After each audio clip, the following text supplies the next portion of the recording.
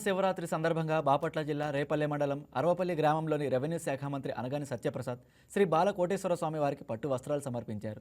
అనంతరం అన్నదానం, ఉచిత వైద్య శిబిరాన్ని ప్రారంభించిన మంత్రి ప్రజలు సుఖ సంతోషాలతో ఉండాలని ఆ దేవదేవుణ్ణి వేడుకుంటున్నామన్నారు. శివయ్య ఆశీస్సులు ఎప్పుడూ ప్రజలపై ఉండాలని కోరుకున్నట్లు పేర్కొన్నారు.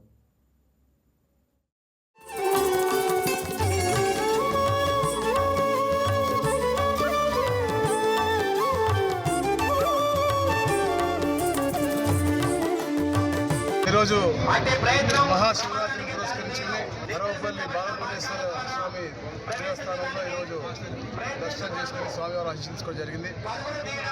ఈ యొక్క దేవదేవుని యొక్క ఆశీస్సులు రాష్ట్రానికి, ప్రపంచం యావత్తు కూడా ఉండాలని చెప్పేసి కోరుకుంటా ఉన్నాం. ఏదైతే రాష్ట్ర పునర్నిర్మాణం చేస్తూ ఉన్నారో మన గౌరవ ముఖ్యమంత్రి గారికి, టీం అందరికీ కూడా దేవుడి శక్తి ఇవ్వాలని చెప్పేసి ఆకాంక్షిస్తూ, ముఖ్యంగా ఏదైతే ఇక్కడ పరిటాల సేన వారు 19వ సంవత్సరం కంటిన్యూస్గా 2007లో ఏదైతే మొదలుపెట్టారో ఈ అన్నదానం కార్యక్రమం అనేది చాలా అద్భుతమైనది. దాన్ని స్టార్ట్ చేయడం కూడా చాలా సంతోషదాయకం.